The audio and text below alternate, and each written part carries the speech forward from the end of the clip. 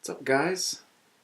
Dark Rush 17 here, reviewing One Piece chapter 726, not 70 yet, titled The Riku Tribe.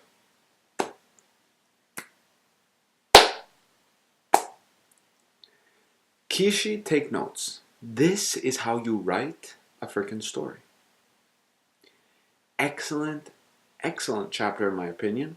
It revealed just a little bit of information. It was kind of a tease chapter because it revealed a little bit of information as to get us to say, oh, what's going to happen next? You know what I mean?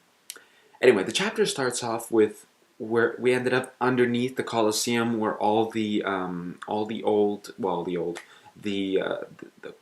ones who lost in the 3 or 4 blocks were thrown into the garbage dump thing, including the mysterious gladiator, Sai, and a bunch of other people, King Don Chin Jiao, and so on and so forth.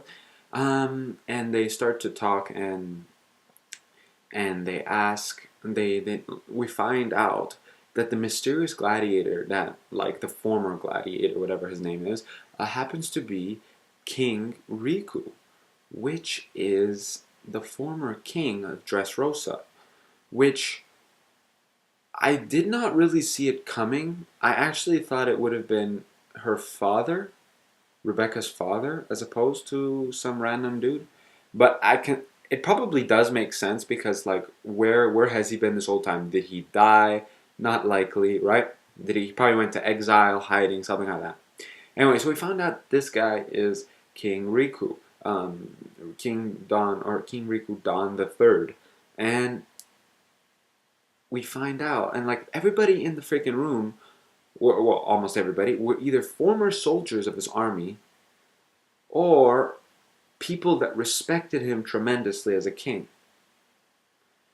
Even the toys that were presumed dead and destroyed and broken on the floor, got up to bow down to him. You can tell this guy has gained a tremendous amount of respect from his fellow peers, citizens, and so on and so forth. In fact, former soldier as well.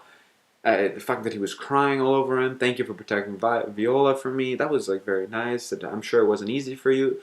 These kind of things, they tell us that this guy was a good king. But based on what we knew from Don Flamingo, he was one of the most hated kings of all time. Why is that? So anyways, the chapter progresses. We cut to, we talk about we cut to, what's it called?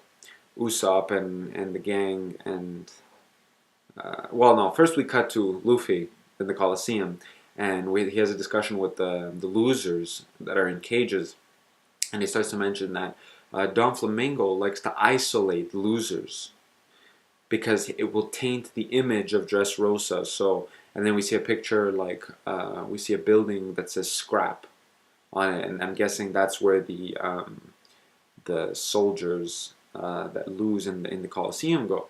And prior to this, while in King Riku, while they're still under the Colosseum in that room, that garbage dump room, one of the fighters gets abducted by what I think is a booger fruit, because it came out of his nose. It was slimy, and he gets taken up. Sai gets taken up to the top, and we don't exactly see what happens. I don't know why. It was kind of confusing. Maybe they didn't add it. Maybe it was a problem. But I think it was just not to give us an idea what happened. Sai turns into a toy monkey with symbols, and we find out. Well, I figure that this guy,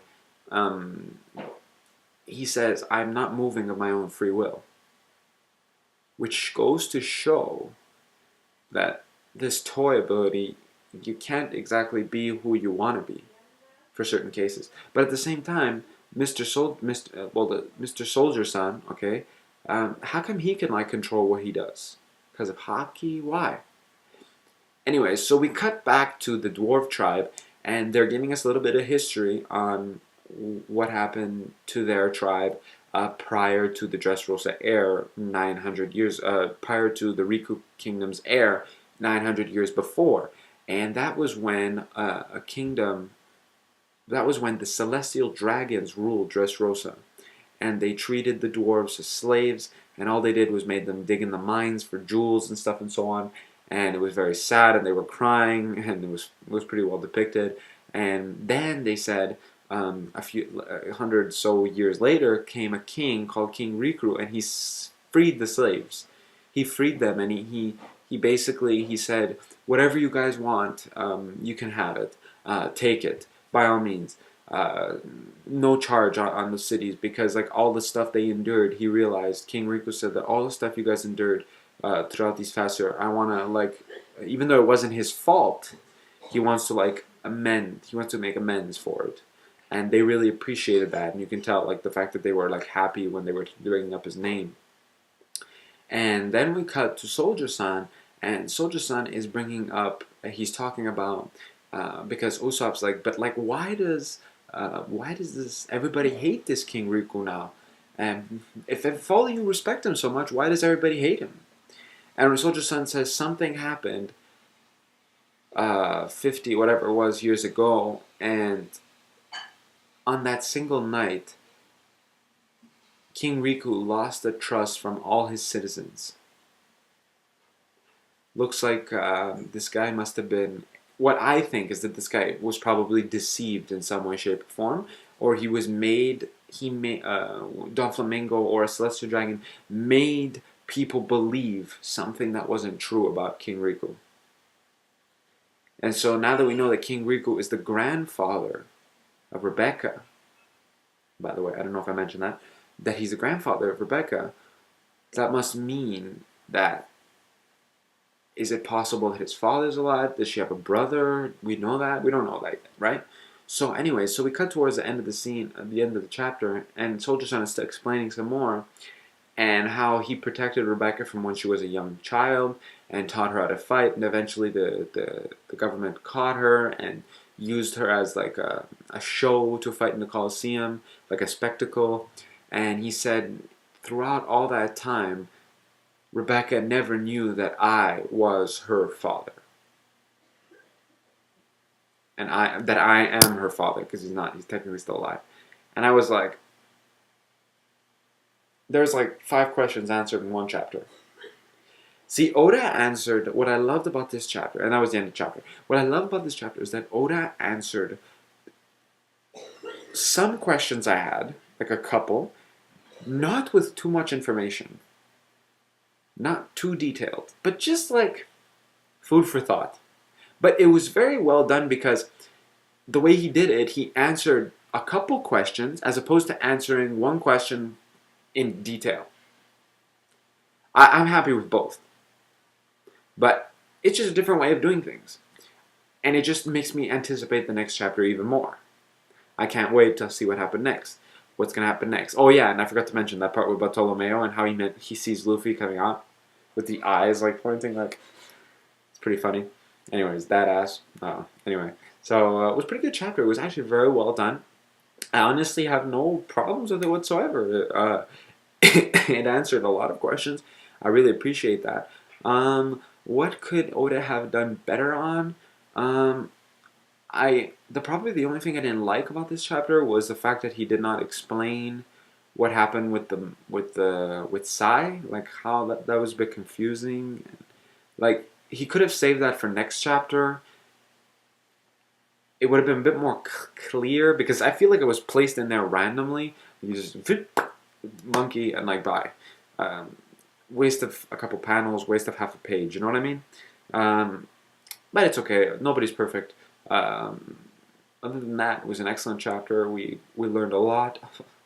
One Piece, of course. When is One Piece ever not the best chapter of the week? Sorry guys, but Oda takes the cake once again. Best chapter of the week. Followed by probably Bleach and Naruto. Forget it. Naruto was garbage this week, if you guys watched my Naruto review. Anyways, that's about it for me. 9 on 10, definitely. Like I said, just one small thing that needed to be fixed. That's about it. Other than that, very good chapter. That's about it, guys. Sorry for the review being out late. I have been busy doing essays and shit because I did not start, and they're all due like next week. So yeah, Have yourselves a great week and weekend. Rest of the week and weekend. Have a happy Halloween. And eat some candy and get your stuff set. Have yourselves a good rest of the day. And we'll see each other next week. Take care.